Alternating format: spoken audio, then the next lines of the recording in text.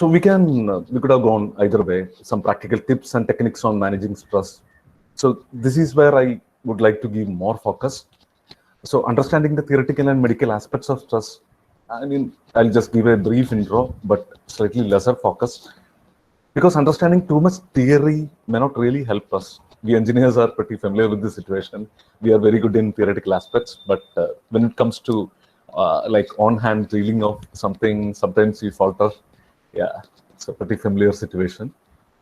So we need to practice. So all these aspects, once we practice it in day-to-day life, it is going to be very useful to us.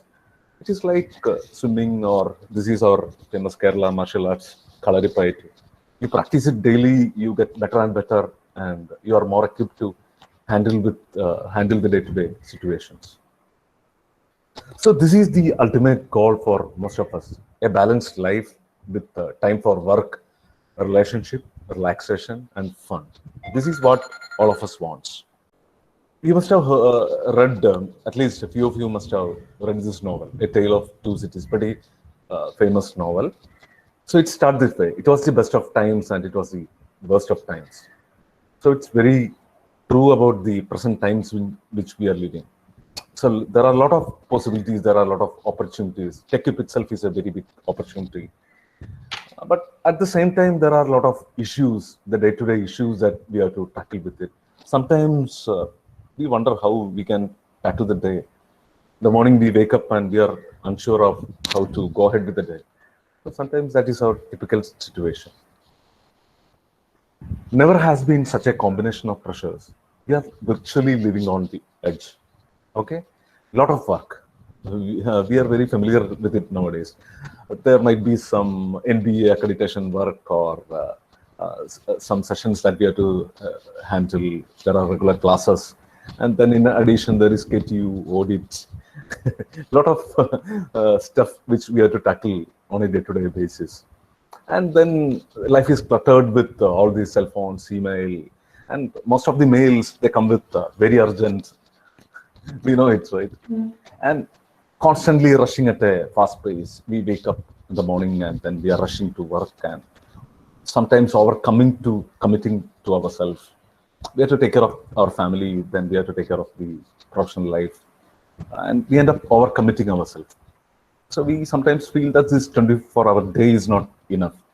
So it leads to some insecurity. Sometimes it affects our relationship. Sometimes there is too much work, and our the family start complaining, the kids start complaining that you are not spending enough time with.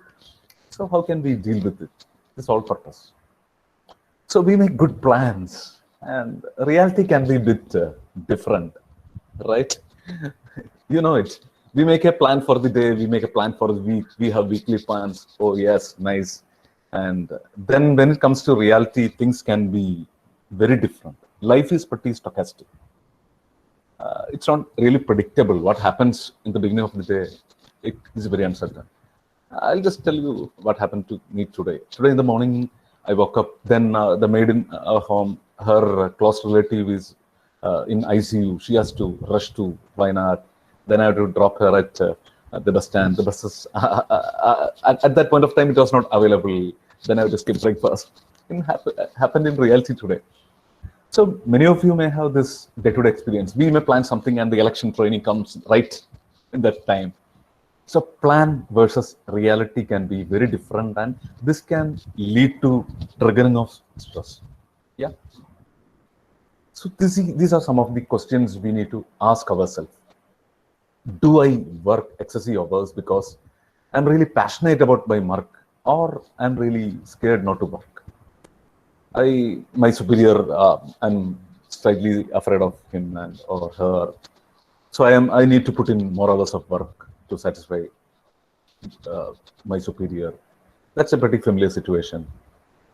Is my work exhausting or accelerating? Do I enjoy my work? See, once we start enjoying our work, slightly it is easier to tackle it. Do I have some source of joy in my life? Or are we going in some mechanical routine way? These are some of the questions we need to reflect and ask. Okay. So why is it important to manage stress? Why do we have a session on stress management? Why everybody talk about stress? Because sometimes it can lead to catastrophic results. Stress breaks havoc on emotional equilibrium and health.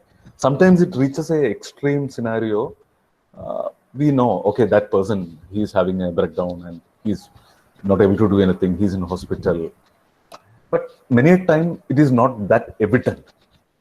It only leads to some loss of productivity. We are not able to really focus on our work. That is a more common situation. And it narrows ability to think clearly, function effectively, and enjoy life. So this is why this is important. It is important to manage stress because not managing stress can have pretty damaging effect on our day-to-day life. There is no common accepted definition of stress which everybody agrees on. And we are not really, nobody's asking us to define stress or write a paragraph about stress. We need to handle it, right? Okay. So each person, how they react to stress, it can be pretty different. You give same situation, same trigger to two different people, they can deal with it in pretty different ways. For example, you might be driving from home to work in the morning. You are at a signal, the signal is red, you want to move on. But unfortunately, the signal is red. So you must have noticed that some people start honking continuously. They'll just press on their horns, making life miserable for all of us around. They also know that we cannot just take the vehicle forward because it is red signal. But it is an indication that they are stressed up. That is how it comes out in some sort of actions which are not necessitated by that situation. Okay, so this is pretty some common definition of stress. Physical, chemical, or emotional factor that causes bodily or mental unrest. Elimination is not realistic. Management of stress is a attainable target. So relaxation techniques, time management, counseling, exercise, and maintaining a healthy lifestyle. These are pretty useful things. And I'll definitely give a lot of details on how to do it at a personal level. This is only an introductory part to just to get some awareness on what real stress is. And too little stress is also not good. Too little stress can be really bad. I worked in psychology in Kirangur for about 10 years. So whenever I used to go to college, near college, there are some shops where some guys, they are chilling out, they are sitting there all the day. In the evening, maybe their partner come after day-long work, hard work, maybe with 500 rupees or 600. So these guys just extract some money out of there and booze. And so these guys are not really stressed up. But ultimately, they are not useful to any cross-section of society. Okay, so too little stress may not be really good. And when you sometimes when you handle classes, you can see that there are some students who are really stressed up. They are worried about exams, how to perform in exams. They are worried whether they will get good jobs. But there is another category of students who are on the other extreme, who are like pretty chill out guys, who are not really bothered about attendance. They hope that everything ultimately falls in place. They don't prepare for exams. Okay. So that is one extreme. It can lead to inactivity, a laid back activity. So too little stress is underload. That may not be really good. But there is some optimum level at which we can perform. And too much stress can lead to exhaustion. See, it is not the physical activity that really stresses. It can be, say, bad news delivered to you when you're in college. You're in pretty energetic mood, you're handling classes, everything, and then somebody calls you and says something pretty nasty, and then you feel that all your energy is sapped up. You are not able to do anything. At least few of you might be familiar with this sort of situation. So mental issues can trigger stress and lead to exhaustion. And on the extreme, it can lead to burnout, breaking down. You must have come across at least few people who are in that category, and it will be in our best interest to avoid being in that category. Anxiety, panic, angers, breakdown, it doesn't serve any purpose in life, that extreme. So optimum stress, so stress as such, it is not a bad thing. So optimal level of stress is good for proper functioning in day-to-day life. So positive stress enables concentration, increase performance, energize you into action. Okay, so that's pretty good. You have to realize that every day, every moment, whenever we are awake, we are talking to ourselves, and we are one unique species who can listen to what we are thinking and what we are talking. All the time, most of the time, we are talking to ourselves. And have you ever thought what we are really talking to ourselves? See, there are two things. One is called a visualization. We like to think in images. One familiar situation is we come across some guy who we haven't met in 5 years, but we can remember their face. We are familiar with them, but we are not able to recollect their names. So mind is that unique machine who like to think in images. So most of the time when we think about a flower, there must be some image coming to your mind, popping up in your mind.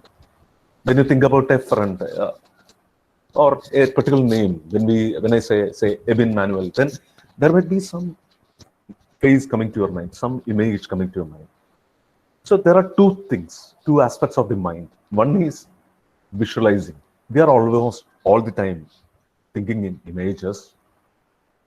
There are some images flashing across the mind all the time. And then there are affirmations. Most of the time we are talking to ourselves. Okay, you can do this, or you cannot do this, and this guy is irritating me. What should I do? It can be anything. And many of these thoughts are repetitive. Repetitive. Many psychologists say that we approximately think, say, 50 to 60,000 thoughts in a day, and many of them are repetitive. So once in a while, you can reflect upon what is that we are thinking all the day long, and how we can correct it. That I'll talk in detail, but anyhow, we'll get rid of this initial introductory part. And the real question is, do we have control? If we don't have control, there's no purpose in all this exercise. Why should we discuss about this? Then it will just become a philosophical recourse.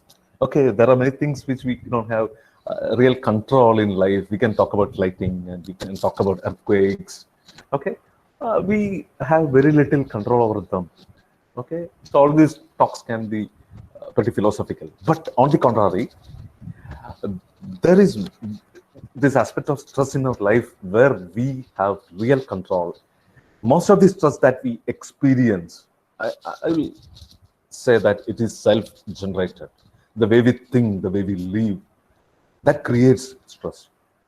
So there is some element, there is some fraction of control which we can exercise, which is pretty precious. That is why we are going to talk about this.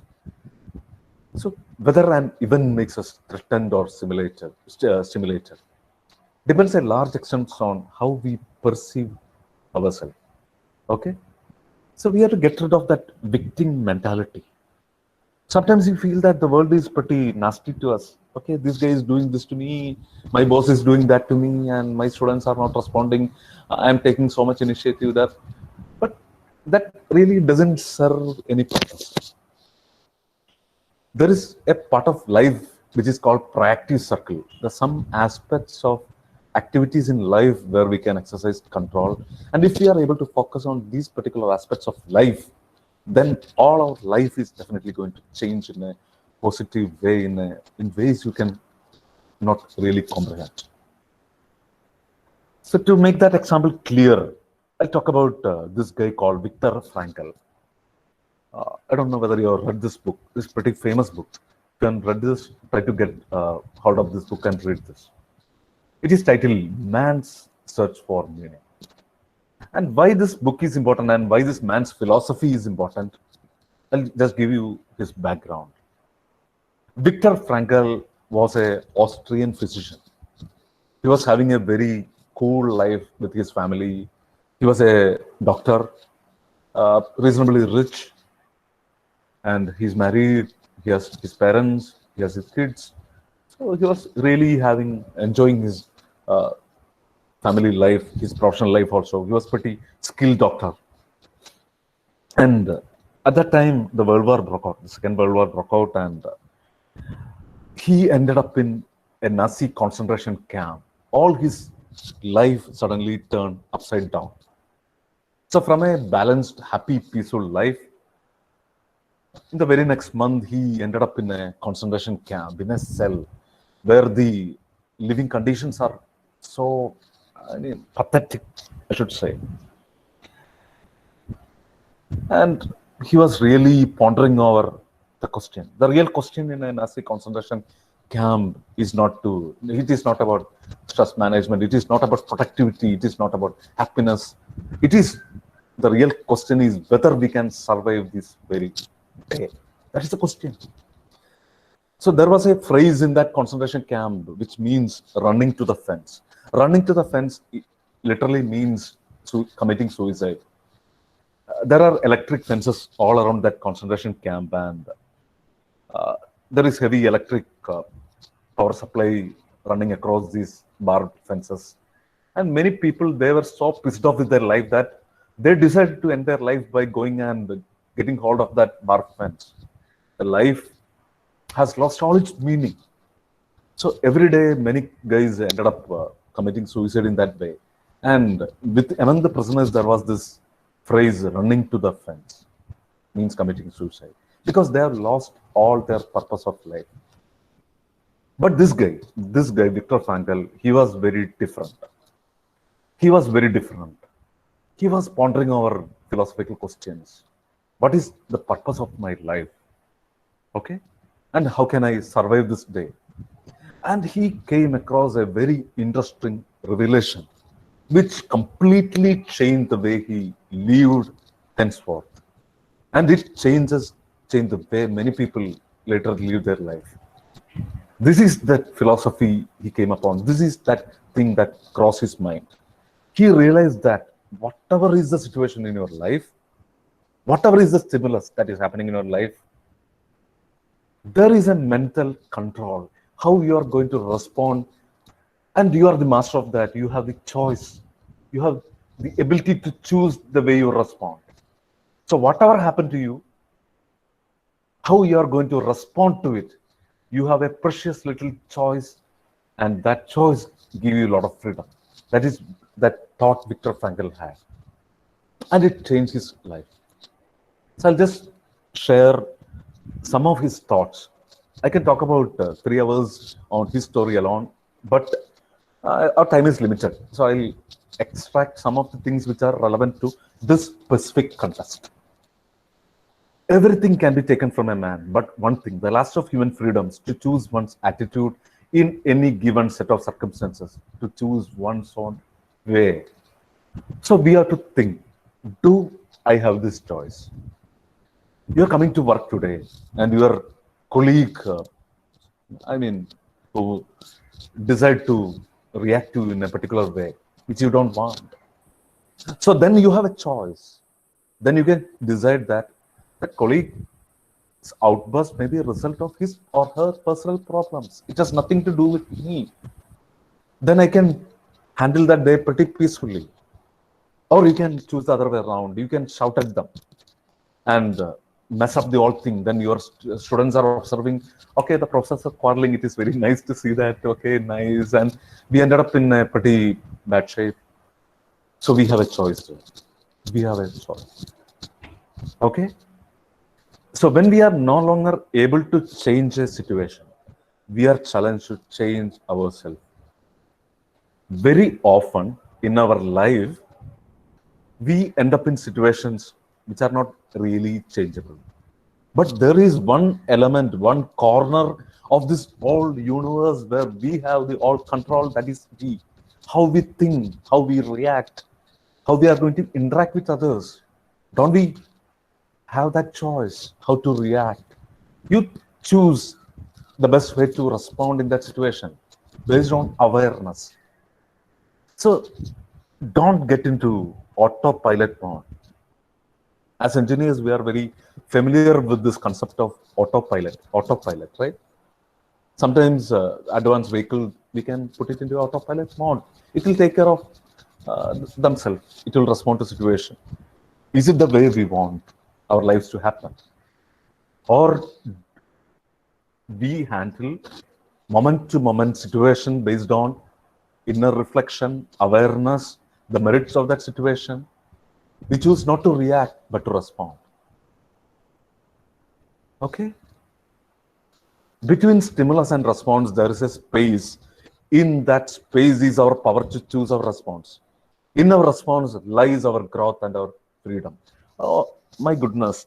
This is one sentence which has literally changed the way I started living and I started approaching life. I don't know whether it makes difference to anybody else, but definitely it is going to make difference to us. Look at this. Between stimulus and response, there is a space. In that space is our power to choose our response. So every time we are bombarded with different stimuluses, the stimulus can be internal or it can be external.